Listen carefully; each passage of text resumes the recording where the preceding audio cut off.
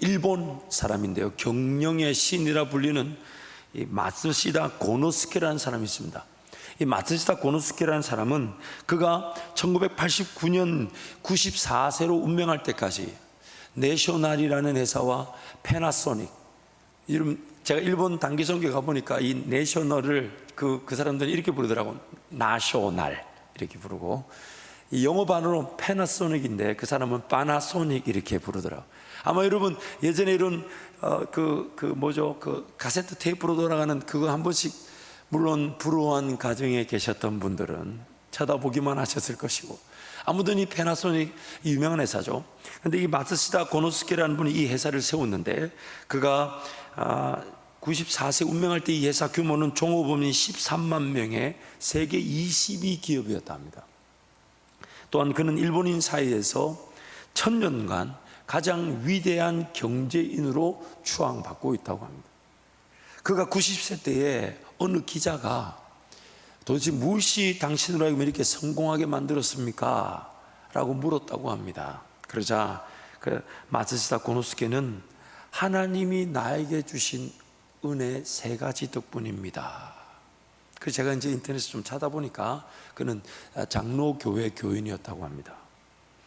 그가 밝힌 마츠시다 고노스케에게 주신 하나님의 은혜 3가지는, 첫 번째, 집이 몹시 가난하기 때문이었다.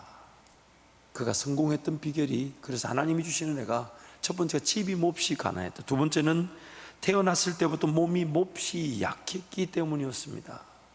세 번째는 초등학교도 못 다녔기 때문입니다. 이게 자기가 성공할 수 있도록 하나님이 은혜를 주신 3가지다. 이게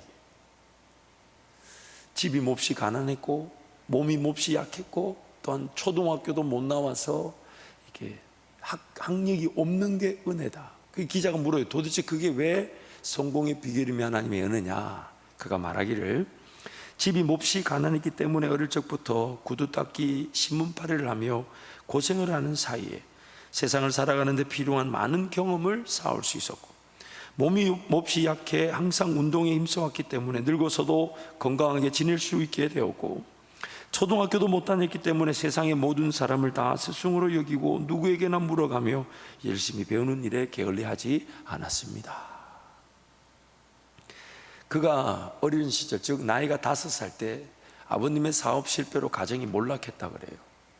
그리고 경제적 위기뿐만 아니라 공공한 생활 중에 자기를 제외한 7남매가 결핵과 전염병으로 다 사망하고 형제들 중에 자기만 혼자 살아남았다 합니다. 또한 그가 기업을 운영할 때에도 몸이 워낙 약해서 1년의 절반은 병상에 누워 있었다고 합니다. 그런데도 그가 그렇게 쓰임을 받을 수 있었던 것은 다름 아니라 내가 약하기 때문에 항상 누구를 의지했을까요? 내가 부족하기 때문에 항상 누구를 신뢰했을까요? 바로 하나님을 신뢰했던 것입니다. 하나님의 백성들의 어려움은 하나님을 만날 기회가 됩니다. 아멘. 하나님 백성들이 당하는 위기는 하나님의 능력을 경험할 기회가 되는 것입니다. 아멘. 위기가 하나님의 백성으로 하여금 더 낮아지게 만들어서 하나님만을 바라보게 만들어 준 것입니다.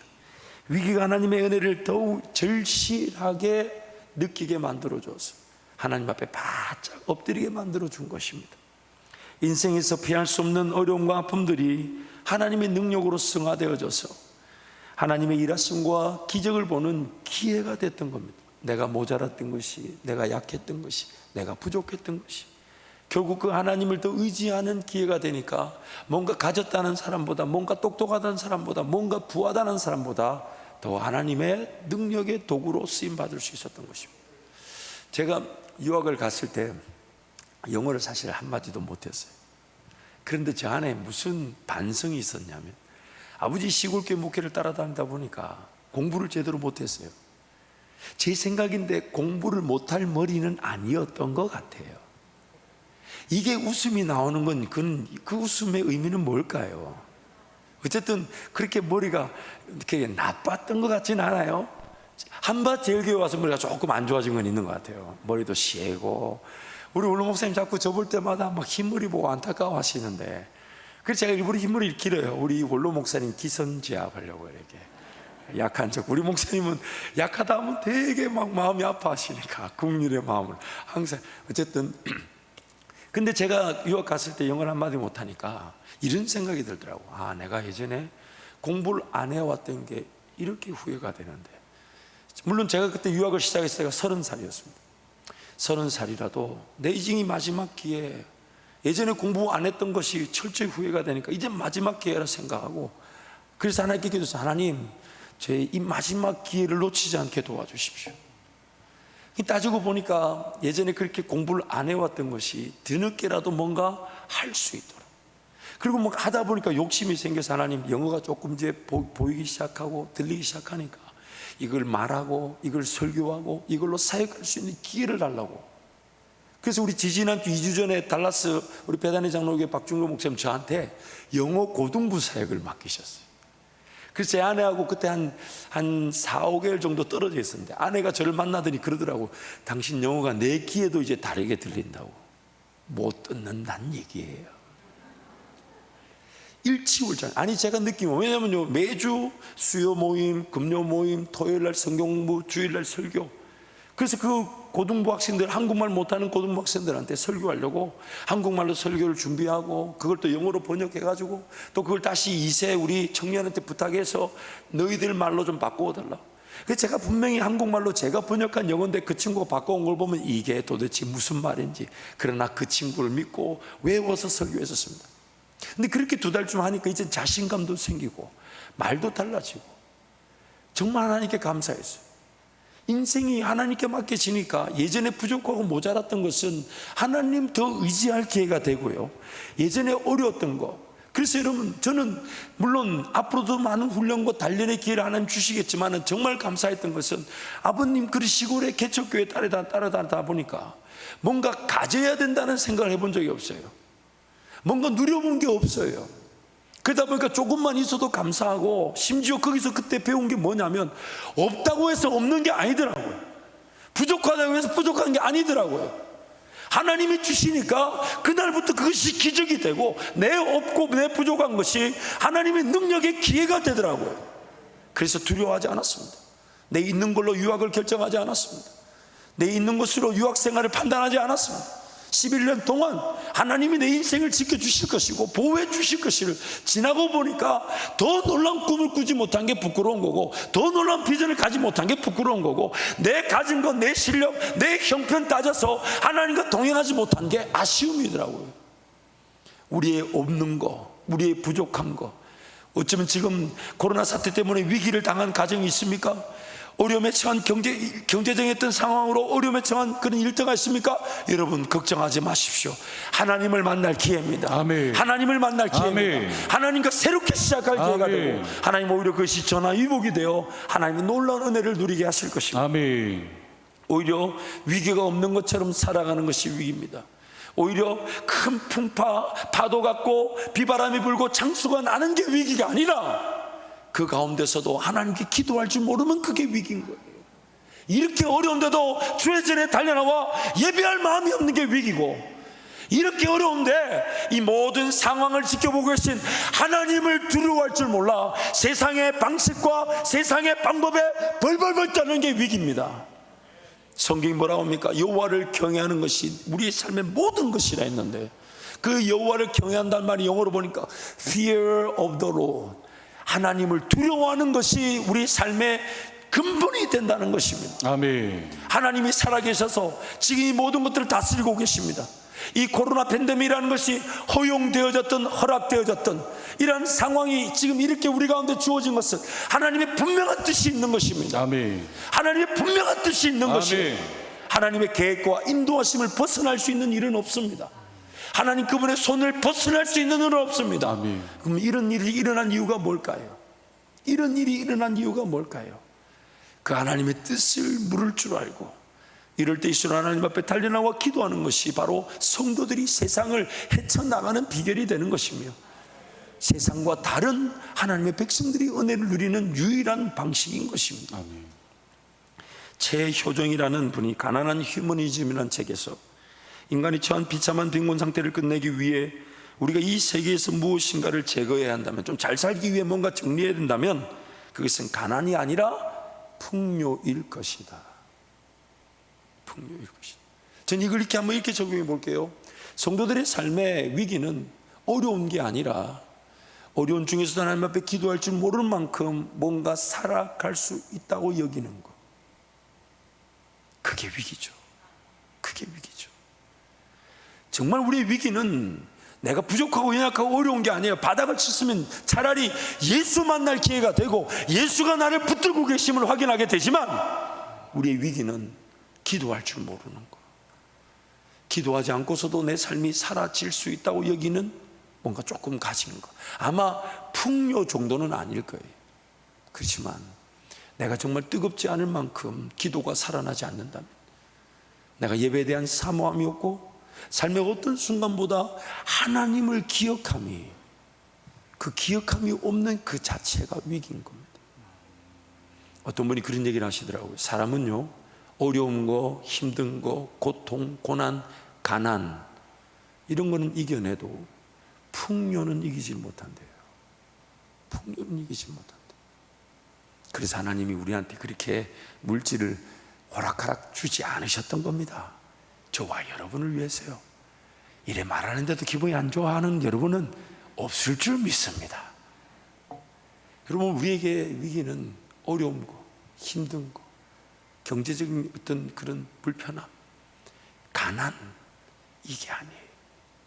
오히려 우리는 낮아지면 낮아질수록 내가 어디 위에 서 있는지를 발견하게 되고요, 어려우면 어려울수록 누가 나를 붙들고 계시며, 힘들면 힘들수록 어떤 능력으로 살아야 되는지를 확인하게 되지만, 오늘 진정한 위기는 그런 위기 속에 하나님을 바라볼 줄 모르고 기도할 줄 모르고 예배할 줄 모르는 게, 이게 위기가 되는 것이죠. 젊은 제가 함부로 논할 수 있는 건 아니지만은 인생이 어려운 시기가 있다 해서 그 어려움이 영원히 가는 게 아니더라고요. 지금 좀 잘 풀리고 잘 되는 것처럼 보여도 그것조차도 오래 가지 않더라고요. 오히려 어려움을 모르고 자란 이들의 삶이 뒤늦게 어려움을 당하게 될 때에 걷잡을 수 없을 정도로 무너지는 경우는 많이 봤습니다. 그러나 인생의 그런 어려움이 하나님과 함께 극복되게 되면요, 나중에 성공한 사람들의 얘기를 다 살펴보십시오. 성공한 사람들의 얘기의 공통분모, 공통적인 내용이 뭡니까? 내가 당했던 위기가 오히려 내 성공의 자양분이 되었다. 그게 세상이 말하는 그 성공의 원리들 내용인데, 왜냐하면 하나님이 지어놓으신 세상에서 우리가 하나님의 사람이고 하나님이 나의 하나님이 되신다면 반드시 하나님 그걸 확인하고 싶으실 텐데, 우린 죄로 말미암아 또 죄로 말미암아 타락한 세상에서 그런 위기를 피할 수가 없습니다. 그러므로 위기가 없는 삶을 추구하거나 좀 안정적이고 좀 편안하고 편리를 추구하는 그 자체가 위기고, 삶의 어떤 순간이든지 하나님 온전히 바라보지 못하며 예배하지 못하며 지금 이렇게 위기 상황에 있고, 지금 이렇게 예배가 위협을 당하고, 지금 이렇게 교회가 공격을 당하고, 지금 내 삶이 어디로 가는지도 모르는데 기도가 되지 않는 거, 하나님을 찾을 줄 모르는 거, 하나님을 의지할 줄 모르는 거, 이게 위기인 것이에요. 이게 위기인 겁니다. 그래서 성경은 오히려 우리 인생에서 피할 수 없는 위기를 하나님은 훈련의 기회로 삼아 주신다는, 훈련의 기회를 삼아서 그들로 하여금 하나님이 원하시는 땅에서 하나님 그분의 주권과 통치를 맛보고 그것을 이 땅에 드러내요. 하나님 나라를 이루며 살아가는 그 하나님 나라를 하나님께서 위기를 통해 훈련을 통해 세워 가신다는 겁니다. 출애굽기 13장 17절 18절 말씀인데 세 번역으로 함께 선포하겠습니다. 바로는 마침내 이스라엘 백성들을 내보냈다. 그러나 그들이 블레셋 사람의 땅을 거쳐서 가는 것이 가장 가까운데도 하나님은 백성을 그 길로 인도하지 않으셨다. 그것은 하나님이 이 백성이 전쟁을 하게 되면 마음을 바꾸어서 이집트로 되돌아가지 않을까 하고 염려하셨기 때문이다. 그래서 하나님은 이 백성을 홍해로 가는 광야길로 돌아가게 하셨다. 이스라엘 자손은 대열을 지어 이집트 땅에서 올라왔다. 예수를 믿었다고 해서 하나님을 섬기는 법을 자동적으로 깨닫는 게 아니에요. 하나님께서 그들을 애굽에서 끄집어내셨다 해도 10가지 재앙을 통해 하나님의 능력을 보여주셨건만 여전히 그들은 성장하지 못했고 성숙하지 못했어요. 그래서 하나님의 전쟁을 이해하지 못했어요. 여러분, 예수 믿었다고 해서 하나님이 나의 하나님이 되신다 해서 내 인생에 문제 어려움이 없지 않아요. 전쟁과 같은 상황이 없지 않아요. 있습니다. 있지만 그것은 오히려 하나님 만날 기회가 되는데, 아멘. 이스라엘 백성들의 영적 형편이 그 전쟁을 대할 만한 상태가 아니더라는 겁니다. 하나님의 전쟁이 어떻게 치루어집니까? 앞서가시면서 우리한테는 무기도 필요 없어요. 그러면 마차, 철병거 이런 거 필요 없어요. 하나님이 걸어가시며 따라가면 그 모든 것들이 이루어지게 되는 거예요. 예를 들면 뺑뺑뺑 성을 돌기만 해도 성이 무너지는 거죠. 아멘. 그러나 이스라엘 백성들은 그런 전쟁, 또 전쟁을 치르신 하나님의 방법을 이해하지 못하니까 하나님이 그들을 이해해 주셔서, 그래서 애굽에서 나왔을 때, 이집트에 나왔을 때 가나안 땅으로 가는 그 지중해 바닷길, 빠른 길이 있었지만 하나님 그 길로 그들을 인도하지 않으시고 홍해길, 즉 광야길로 그들을 인도하셨어요. 그들의 영적 상태가 지금 전쟁을 치를 만한 상태도 아니고 하나님을 온전히 따라가면서 하나님의 전쟁 능력을 기대할 만한 상태도 아니다 보니까 뭐 이런 거죠. 지금 야 너희들 남 믿고 와 하고 데려갔다가는 블레셋 그런 철병거 있는 거 보면서 그들은 그대로 아마 애굽으로 다 도망갔을 겁니다. 그래서 하나님이 일부러 광야길, 즉 하나님의 전쟁이 무엇이며 하나님이 누구시며 하나님 그분을 알 수 있도록 광야 훈련의 길로 그들을 인도하셨다는 거예요. 그리고 이 홍해길도 그래서 어떤 의미에서 보면 큰 은혜로 한 세 가지가 있는데, 첫 번째는 하나님이 그 밤새 동풍이 불어 그 홍해 바다를 마른 땅처럼 만드셨죠. 하나님의 기적을 보이시고 능력을 보이신 거예요. 두 번째는 적군을 그 안에다 다 수장시켜 버리셨어요. 모든 적군을 그 안에다 다 수장시켜 버리셨어요. 세 번째는 이스라엘 백성들이 애굽으로 돌아가지 못하도록 길을 막아버리셨어요. 기회만 되면 애굽으로 돌아간다고, 기회만 되면 애굽에서 노예 사내가 나왔다고 우리는 이미 그 기록들을 알고 있지 않습니까? 그래서 그들이 애굽으로 돌아가지 못하도록 건너지 못할 바다로 다시 만들어 놓으셨어요. 그것도 은혜죠. 왜냐하면 하나님 품 안에 있지 않고 세상이 뛰쳐나가면 그것이 타락이 될 텐데 타락의 기회를 하나님께서 막아주신 것도 은혜가 되는 것입니다. 그래서 하나님은 지금 홍해길로 인도하셨는데 안타까운 것은 그 백성들이 광야 훈련을 제대로 이해하지 못했다는 것입니다. 자신들을 광야길로 인도하신 하나님의 그 광야 훈련의 목적을 이해하지 못했다는 거예요. 그래서 오늘 모세가 광야 훈련을 이해하지 못해서 40년 동안 그 1세대 애굽에서 나왔던 백성들이 다 광야에서 죽고 난 다음에 하나님을 시험하다가 하나님을 원망하다가 하나님을 불평하다가 죽고 난 다음에 이제 2세대, 즉 어쩌면 광야 훈련이 없이 가나안 땅에 들어가게 될 광야에서 태어난 세대들에게 지금 광야 훈련의 목적에 대해서 말씀해 주고 있어요. 그게 바로 모세의 마지막 유언과 같은 신명기 말씀입니다. 그러면서 그들에게 얘기합니다. 너희들 봐라, 너희들 선조가 광야 훈련을 이해하지 못해서 광야에서 다 죽고 말았다. 그러므로 너희는 그러지 마라. 물론 그 모세가 신명기를 통해 이스라엘 백성들에게 전해주는 그 말씀을 고린도전서에서도 우리에게 말씀합니다. 너희는 그들처럼 하나님을 시험하지 마라. 너희는 그들처럼 하나님을 원망하지 마라. 너희는 그들처럼 하나님께 불평하지 마라. 그들이 이야기를 너희 본보기로 마치 거울로 삼아서 너희 보는 것처럼 구약의 이스라엘 백성들 광야에 죽은 그들의 얘기를 보고 너희들 그러지 마라. 왜냐하면 하나님은 감당할 시험밖에 우리에게 허락하지 않으신다.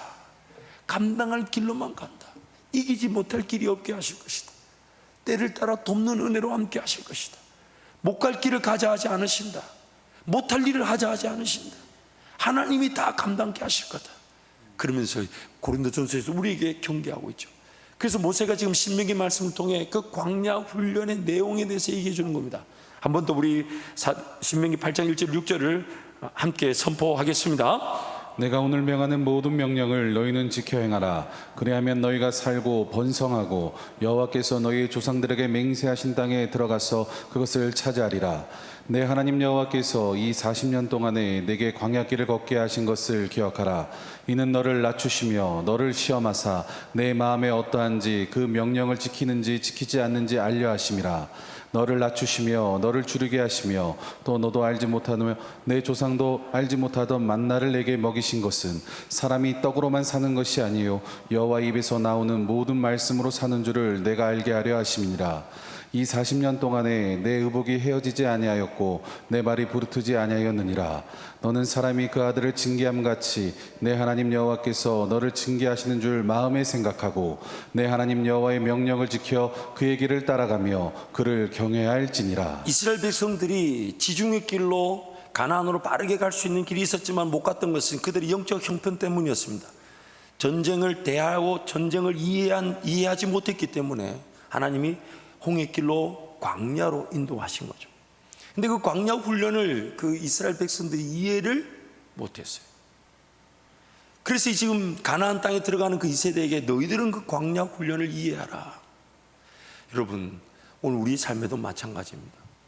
하나님 그분을 배우고 경험해 보지 못하면 하나님을 따를 수 없듯이 하나님 오늘 인생에서 피할 수 없는, 그것도 결국 우리 죄로 말미암은 결과이며 죄로 말미암아 타락한 세상에서 일어나는 문제, 어려움, 아픔, 고통을, 그 위기를 하나님의 광야 훈련의 기회로 삼으시는데요. 이 광야 훈련을 통과하게 되면 여호수아와 갈렙처럼 땅을 차지하게 되고 그 땅에서 하나님의 그 통치와 다스리심을 드러내는 하나님 나라를 이루게 되지만, 만약 이 광야 훈련을 제대로 겪지 않고 제대로 경험하지 않고 훈련을 받지 못하면요, 가나안 땅에 들어가서도 약속의 땅을 제대로 차지하지 못할 뿐만 아니라 다른 나라 포로로 다 끌려가 버리고 맙니다. 그러므로 오늘 우리는 어떤 인생의 시기든지 간에 잊지 말아야 합니다. 하나님이 이 어려움도 알고 계시고 아멘. 이 코로나 팬데믹이라는 것도 하나님 손에서 분명히 허용되어진 것일 건데, 아멘. 그럼 하나님의 계획은 뭘까? 결국 오늘 우리에게는 이렇게 받아들여요. 하나님 나에게 원하시는 게 뭘까? 하나님 우리 교회에 원하시는 게 뭘까? 그래서 이번 이 코로나 팬데믹을 통해 저와 여러분이 광야 훈련을 제대로 지나가듯, 마치 한 아버지가 아들을 징계하듯 그 아들이 망하도록 내버려 둘 수 없어 그 아들에게 채찍질을 가하고 훈련하고 징계하듯이, 하나님 이번 이 코로나 팬데믹을 통해 이 위기가 제게는 광야 훈련의 기회가 되어져서 아멘. 낙오되고 도태되는 것이 아니라 아멘. 약속의 땅에 이르는 때에 하나님과 함께 그 사명을 논하고 아멘. 비전을 논하고 아멘. 하나님이 언제든지 나를 통해 영광을 받으실 그 길을 걷게 하여 주옵소서. 아멘. 그 길을 걷게 하여 주옵소서. 아멘. 그래서 이 광야 훈련, 저는 오늘 다른 것 말라도 오늘 본문 말씀 보면 딱 한 가지입니다. 한 가지. 우리 하나님 단순하세요. 우리 하나님 많은 거 바라지 않으세요. 여러분 믿지 마세요. 하나님이 내 모르는 거 몰랐다고 지적하지 않으십니다. 하나님 내가 깨닫지 못했다고 지적하지 않으세요. 그때부터 가르쳐 주세요. 성경이 말하잖아요. 너희 중에 누구든지 지혜가 부족하거든 후히 주시고 꾸짖지 않으신 하나님께 구하라. 아멘. 그리하면 주시리라. 아멘. 하나님 결코 없는 것 가지고, 내 없는 것 가지고 부족하다 연약하다 말하지 않으세요. 하나님은 지금 하나님 한 분이면 충분함을 보여주시기 때문에 여러분 없다고 부족하다고 연약하다고 미천하다고 천박하고 미련하다고 개의치 않으세요. 하나님 개의치 않으세요. 하나님 한 분이면 충분한데 하나님은 딱 광야 훈련을 통해 한 가지만. 오늘 저와 여러분이요 사명의 길에서 주님께 쓰임받는 것도 이 한 가지, 저는 이거를 BP 보일링 포인트, 그 끓는 점, 임계점이라고 부르고 싶어요. 그 임계점을 딱 넘어서면 방금 전까지 99도에 끓지 않았던 물이 임계점 1%만 넘어가도 끓는 물로 바뀌어버리죠. 저는 신앙의 이 고비이자 이것이 전환점이라고 보는데, 그게 뭐냐면 먹고 마시고 입는 것이 하나님께로부터 오는 것임을 신뢰하는 겁니다. 아멘. 다 이 한 가지씩. 광야 훈련을 통해 하나님이 원하셨던 게 이 한 가지. 왜냐하면 광야 훈련 기간 동안 이스라엘 백성들의 원망과 불평이 뭐냐면 이거밖에 없었어요. 못 먹는다, 못 마신다, 못 입는다. 근데 40년을 지나고 보니까 모세가 뭐라고 얘기합니까? 오늘 본문에 보니까 너희 어복이 헤어진 적이 있었냐? 발이 부러진 적이 있었냐? 근데 평생 의복이 헤어질 줄 착각하고 산 거예요. 평생 발이 부러질 줄 알고 산 거예요. 평생 못 먹을까 봐 벌벌 떠고 산 거예요. 평생 못 마실까 봐 벌벌 떠고 산 거예요. 그래서 하나님이 그들에게 말씀하시는 거예요. 먹고 마시고 입는 것은 나에게 맡겨놓고 너는 누구냐? 너는 지금 뭐 하면 되냐? 하나님이 내 삶을 책임져 주심을 믿는다면 너는 뭐 해야 되냐? 왜냐하면 이게 해결되지 않으면요, 마치 그릇이 비워지지 않으면 채워질 수 없듯이 내 인생이 하나님이 시간을 주고 물질을 준대 그걸 가지고 오락을 쓰고 문화를 쓰고 유행을 향해 쓰고 심지어 미래의 내 안정적인 삶, 내 은퇴 후에는 어떻게 살지 하면서 그것을 막 모으려고, 쌓아두려고, 아니면 달란트를 받았는데 땅속에 처박아두듯이 그렇게 묶어두려고 한다면 어떻게 줍니까? 줘야 되겠습니까? 오늘 내 삶의 이 하루는 내일의 염려를 위해 쓰는 게 아니에요. 내일 일은 내일이 하라. 즉 염려하지 마라. 오늘은 먼저 그 나라와 의를 구하면서 아멘. 하나님 나라를 위해 살아갈 시간입니다. 오늘 나에게 주신 물질은 내 미래를 보장하라는 게 아니라 하나님 나라를 위해 주신 물질이에요. 아멘. 그래서 그것을 위해 쓸 때 하나님 나의 공중의 새를 먹이듯이 들의 풀을 입히시듯이 그렇게 먹이시고 입히시는 건데, 이게 해결이 되지 않으니까 평생 내 삶 지키고 내 가정 지키고 내 자녀들 지키는 데만 급급하게 삽니다. 아니, 그걸 지키지 말라는 게 아니에요. 내 가정을 지키는 것도 하나님이 지켜주셔야 되는 거고, 내 자녀도 하나님의 인도해 주셔야 되는 거지. 부모가 언제까지 자녀를 지킬 수 있습니까? 고등학교만 돼도요, 애들이 말 안 들어요. 저는 집에 가면 하나님보다 애들이 더 무서워요. 막 싸우게 되고 다투게 되고. 그래서 저는 목양실이 좋아요. 햇빛도 안 들어와도. 그런데 그 긴장감이 있죠. 왜냐하면 여러분, 우리 삶은 내가 지킬 수 있는 게 아닙니다. 아니, 지킬 필요가 없어요. 죽고 싶어도 못 죽는 게 인생 아니던가요?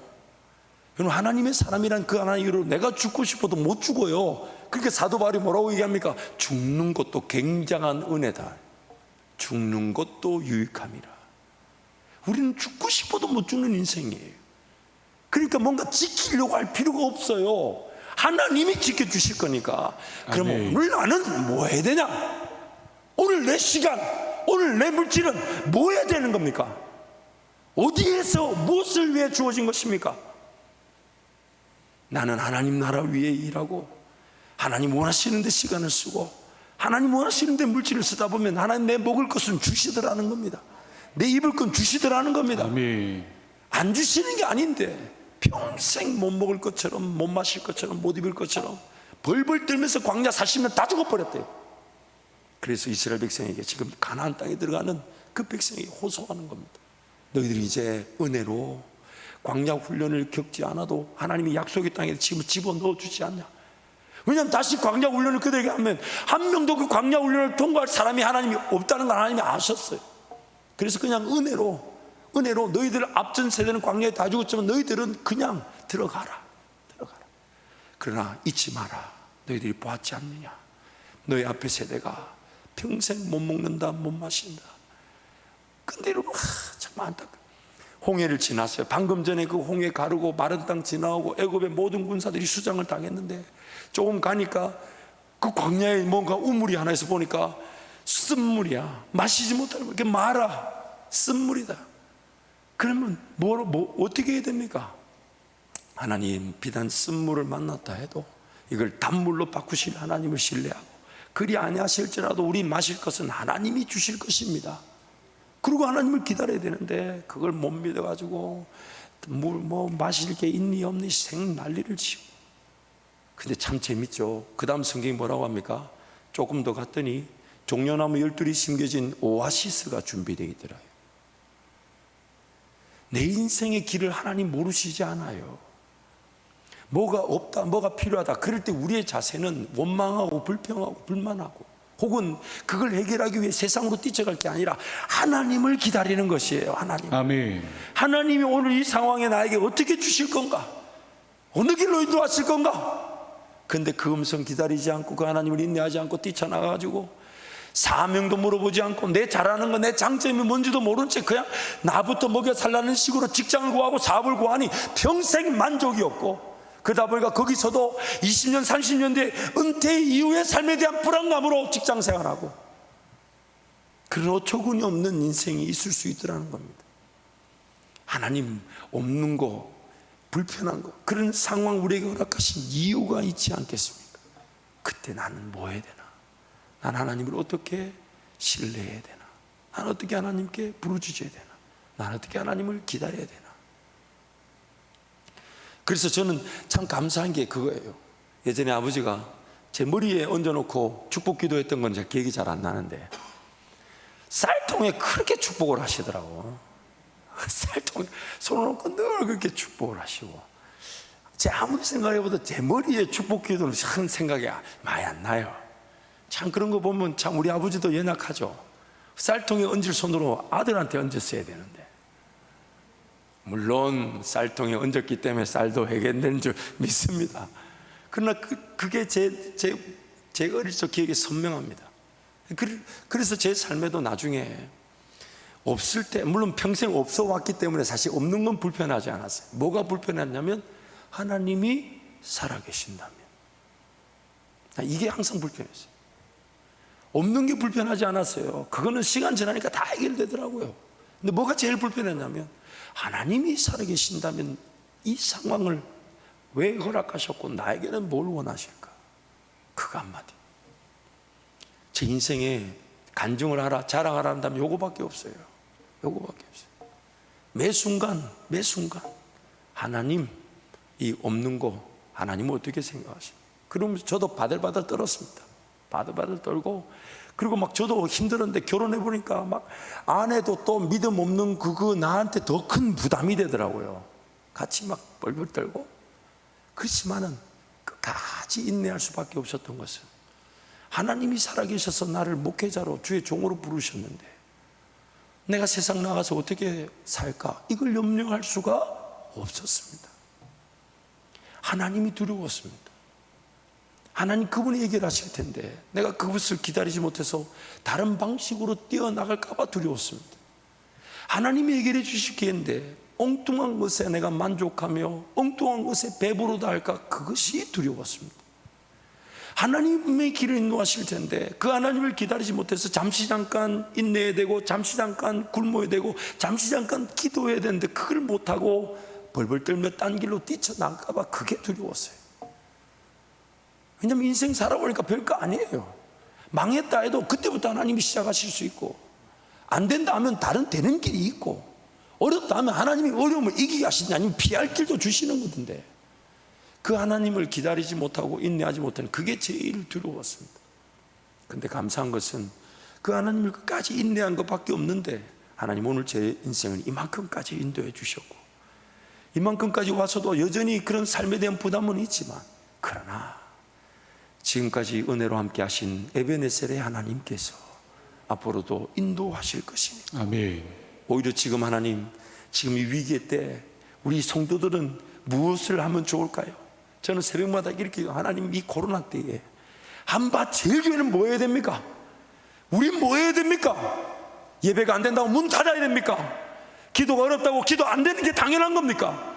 세상 사람들이 어렵다 하니까 우리도 같이 어려워야 되는 겁니까? 하나님 은혜를 베풀어 주십시오. 아멘. 은혜를 베풀어 아멘. 주십시오. 은혜를 베풀어 아멘. 주십시오. 어떻게 쓰든 하나님 우리 신앙이 살아나게 하여 주시고, 아멘. 어떻게 쓰든 모이게 하여 주시고, 아멘. 어떻게 쓰든 기도하게 하여 주시고, 아멘. 어떻게 쓰든 하나님의 일하심을 맛보게 해 주십시오. 아멘. 그래서 하나님 그래도 코로나 상황 중에 오늘까지 그래도 인도해 주셨고, 그래도 이렇게 상품권까지 나눠줄 수 있잖아요. 오늘 새벽에 이렇게 하나님 우리 교회 재정이 있고 없고가 중요한 게 아니고 하나님이 원하신다면 더한 것도 깨닫게 해주십시오. 아멘. 땅을 팔아서라도 섬기겠습니다. 우리가 모이는 예배당을 팔아서라도 주님이 원하신다면 그 일 가겠습니다. 왜냐하면 그게 더 중요하니까요. 우리 예배의 이유가 뭡니까? 우리 모임의 이유가 뭡니까? 편안하게 그냥 기도실 관리하는 겁니까? 편안하게 내 드리고 싶을 때 드리는 예배 장소 관리하는 겁니까? 아니지 않습니까? 언제든지 주님 부르시면 모든 성도가 그 부르심 따라 주님 영광 위에 살아가는 것일 텐데, 아멘. 그래서 하나님 깨닫게 해주십시오. 아멘. 더 섬기게 도와주십시오. 아멘. 더 베풀게 도와주시고. 아멘. 왜냐하면 저는 믿습니다. 예배당 팔 정도로 하나님 일하시지 않아요. 왜냐하면 하나님은 항상 그 기회 때마다 숨겨놓은 일꾼들을 준비해 놓고 계십니다. 숨겨놓은 기도의 사람들이 있고요, 어렵다 할 때 기도의 자리 지키는 이들이 있어요. 어렵다 할 때 예배를 생명을 다해 지키는 자들이 있습니다. 아멘. 그리고 그 사들이 바로 우리 성도일 줄 믿습니다. 아멘. 그래서 여러분, 이럴 때 기도가 안 되는 걸 두려워하십시다. 이럴 때에 예배가 안 되는 걸 두려워하고 하나님과 동행하는 우리 한바젤 모든 성도들이 되시기를 축복합니다. 아멘. 그러므로 구원 얻은 성도의 삶은 둘 중에 하나입니다. 1번 아니면 2번이에요. 첫 번째, 하나님의 말씀을 들을 줄 알고 그 말씀을 즐거워하여 그 말씀을 중심으로 살아감으로써 삶의 모든 우선순위, 즉 하나님의 말씀을 모든 선택과 결정의 기준으로 삼아 하나님께서 약속하신 땅, 즉 잘되고 땅에서 장수할 이유가 되는 사명의 삶, 복의 근원으로서 이 땅에 하나님의 복을 소개하고 드러내는 삶, 가졌지만 가진 것을 자기 것으로 여기지 않고 베풀기를 기뻐하는 삶, 부족한 듯 보이지만 결코 모자람이 없는 삶, 먹고 마시고 입는 것부터 복음 전파와 교회 부흥과 선교를 위해 필요한 모든 것이 하나님께로부터 공급되는 삶을 사는 것, 이게 하나님이 우리에게 바라시는 것. 그래서 사람은 떡으로만 사는 것이 아니라 여호와 입에서 나오는 말씀으로 사는 것이니라. 아멘. 그러나 만약 이런 삶을 살지 못하면 두 번째, 하나님의 음성을 식별할 줄 모르고 들을 줄 몰라 육신의 정욕, 안목의 정욕, 이성의 자랑들에 휘둘리면서 살아가기에 어려움을 당하게 되고, 그때야 하나님께서 그를 붙들고 계심을 확인하며 구원을 받지만 여전히 세상살이, 먹고 마시고 믿는 문제 등이 우선적일 수 있는 삶, 하나님의 꿈과 비전을 논하지 못한 채 자신의 삶, 가정, 일터, 자녀를 지키기 위해서만 살아가는 삶, 예수 믿고 천국 가는 줄 알지만 천국에 대한 소망보다 이 땅에서의 현실적 삶이 더 긴급한 삶, 오늘 밤이라도 우리 주님 다시 오실 것을 믿는다 하지만 내일의 염려로 오늘을 살아가는 삶을 피할 수 없게 됩니다. 피할 수 없게 됩니다. 그래서 하나님은 지금 이스라엘 백성들 홍해를 가르면서 인도한 그들도 시험하셨지만, 또 가나안 땅에 들어가는 그들도 지금 시험하셨지만 오늘도 우리를 시험하고 계십니다. 물론 이 시험은 우리를 죽이고 멸망시키기 위한 것이 아니라 우리를 고치고 아멘. 우리를 회복시켜 주시고 아멘. 우리를 다시금 살리시기 위해. 아멘. 물론 이 시험도 하나님이 만드신 게 아니에요. 우리 죄로 말미암아 나타난 것이고, 죄로 말미암아 타락한 세상에서 피할 수 없는 그 위기를 하나님의 백성들을 다루시는 훈련의 기회로 삼아 주신다는 겁니다. 그래서 이럴 때에 기도의 자리에 달려나오는 이들은 반드시 전화위복의 은혜를 누리게 되지만, 이런 때인데도 기도가 되지 않는 자들은 하나님 기도의 기회를 주실 것입니다. 아멘. 코로나 팬데믹이라는 엄청난 전염병의 위기가 더욱 고조되고 있습니다. 이제는 완벽한 소멸에 대한 기대치는 사치로 여겨지고, 감기나 독감처럼 안고 살아야 한다는 말이 주류를 이루고 있습니다. 지난 1년 6개월의 시간 동안 우리는 그 충분히 위기를 실감했고, 그 위기가 점점 더 심각해지고 있다는 것을 이미 체감하고 있습니다. 그러면서 우리가 의지하고 신뢰하고 믿고 살아왔던 모든 것들이 무너진다는 것을 보고 있습니다. 사회 안전망에 대한 신뢰가 무너지고 있습니다. 아무리 국가가 최선을 다해도 코로나 팬데믹이라는 것을 이길 수 없다는 것을 이미 깨달았습니다. 경제 체계에 대한 신뢰가 무너지고 있습니다. 물론 대한민국만큼 빠른 시간 안에 이렇게 경제가 성장한 나라도 없습니다. 그러나 아무리 높은 경제 성장률을 자랑한다 해도 그 높은 경제 성장률이 나의 가정과 일터, 우리의 경제를 지키지 못한다는 것을 절감하고 있습니다. 열심히 일하고 난 다음 은퇴 이후의 삶에 대한 보장도 무너지고 있습니다. 어느 신문 기사에서 봤어요. 국민연금도 지금 받으시는 분만 유일한 혜택이 되고, 유일한 혜택이라보다는 그 표현이 이렇게 나왔어요. 지금 받으시는 분에게는 연금의 목적대로 지금 주어지지만 이후로는 국가 세금에서 연금을 주어야 된다 하더라고요. 국가 세금에서 연금을 주어야 된대요. 무엇보다도 우리 다음 세대 젊은이들에게 희망과 용기를 주어야 되는데, 그러기는커녕 영끌 투자의 희생양이 되도록 우리가 만들고 있습니다. 영끌 투자 뭔지 아시죠? 들어보셨나요? 영끌 투자? 영끌, 영혼까지 끌어모아 훈련에도 시원찮을 판에 영혼까지 끌어모아 집 산답니다. 심지어 부모님들도 그런 집을 가진 신랑을 선호하고, 그게 마치 물론 실력일 수 있지만 우리 미래가 어떨까요? 이미 인구수가 줄었다는 거 여러분 아시잖아요. 여러분 세대 형제들, 그 다음 세대 형제들 수, 제가 태어날 때마다 저희 아버지가 그랬다요. 하나만 낳아라. 국가가 둘만 낳아 잘 기르자. 참 어리석죠. 국가도 보면 세상에 둘만 낳아 잘 기르자 노래가 있었다 하더라고요.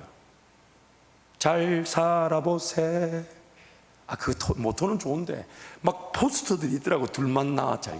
이제는 하나도 안 날라 그래. 그러면 지금 있는 집들은 10여 년이 지나면 어떻게 되겠습니까? 물론 또 그때도 뭐 빈입빈 부익부 현상이 있겠죠. 우리 젊은이들이 지금 영혼을 끌어모아가지고 집을 살 때입니까? 아니면 영혼을 끌어모아서 자신의 그 가치를 발견해야 되는 겁니까?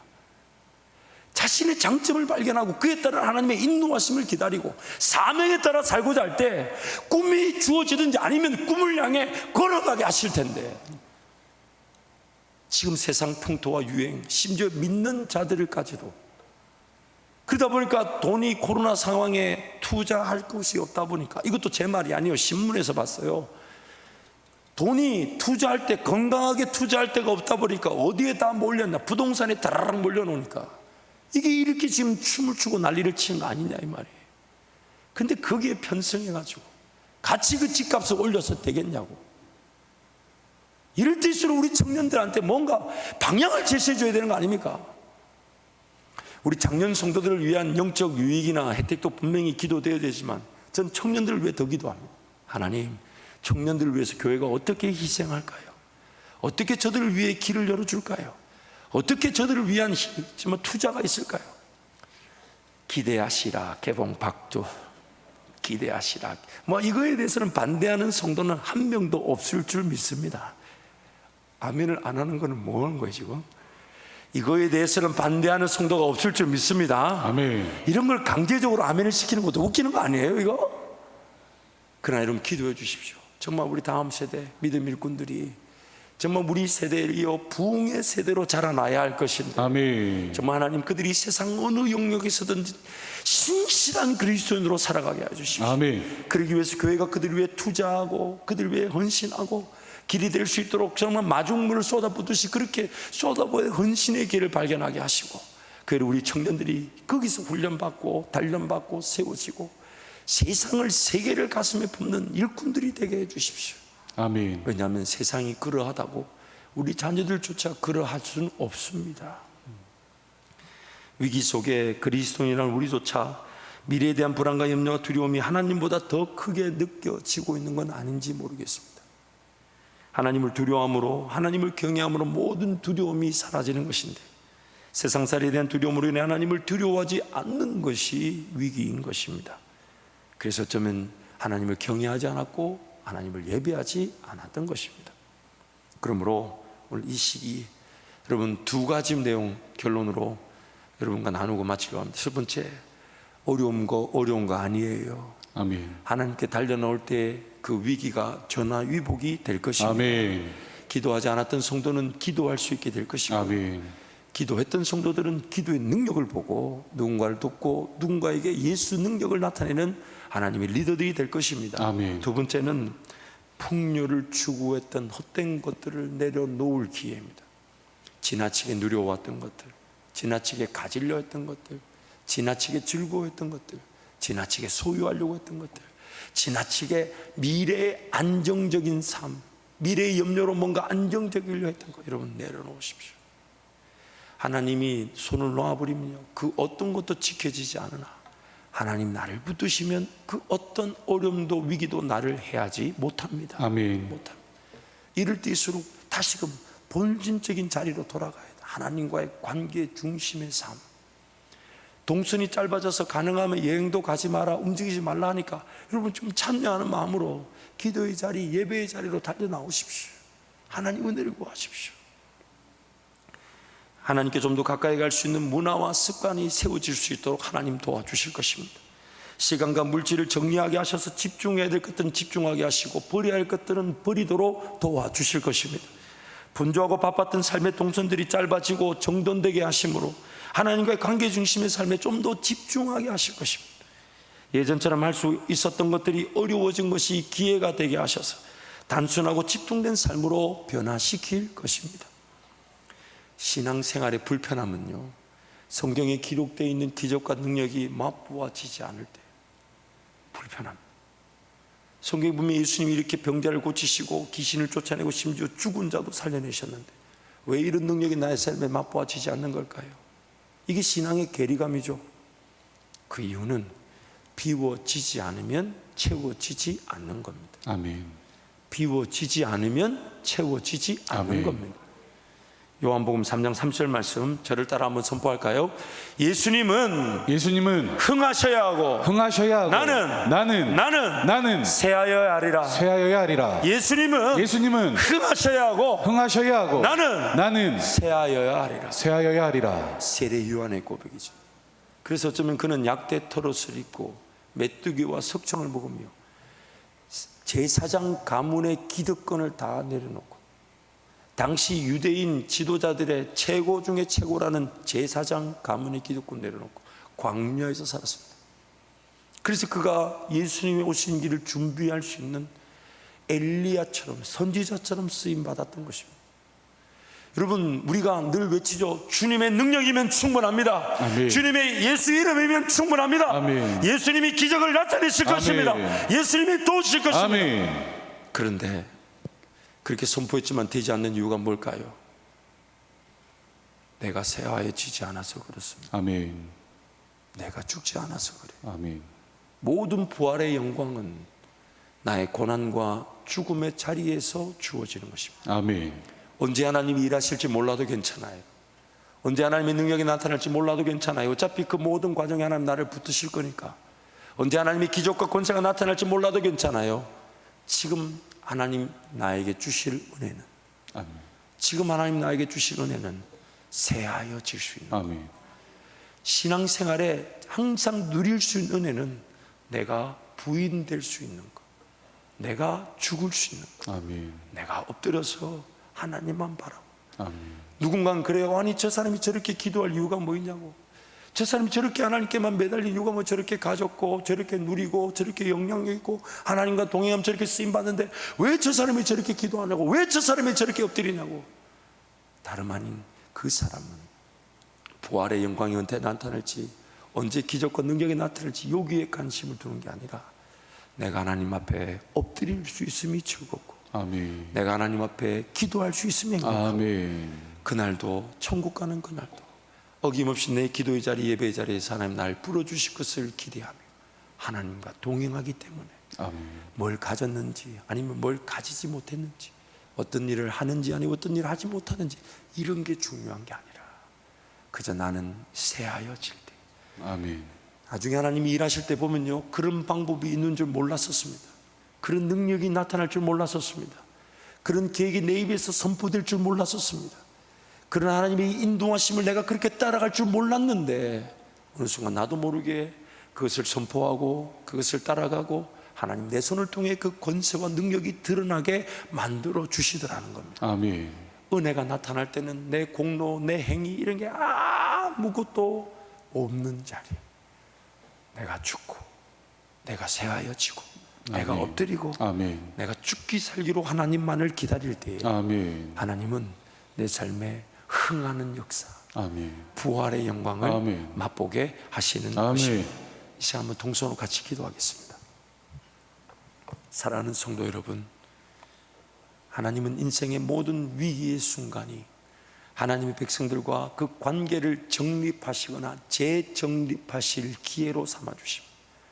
하나님을 잘 몰랐던 자들도요, 인생의 위기를 당하게 되면 철저히 하나님 앞에 달려나오게 되지 않습니까? 그러나 하나님께서 그 위기의 때에 기도하는 자들을 찾으시고 예배하는 자를 찾으셔서 하나님의 살아계심을 보여주실 것입니다.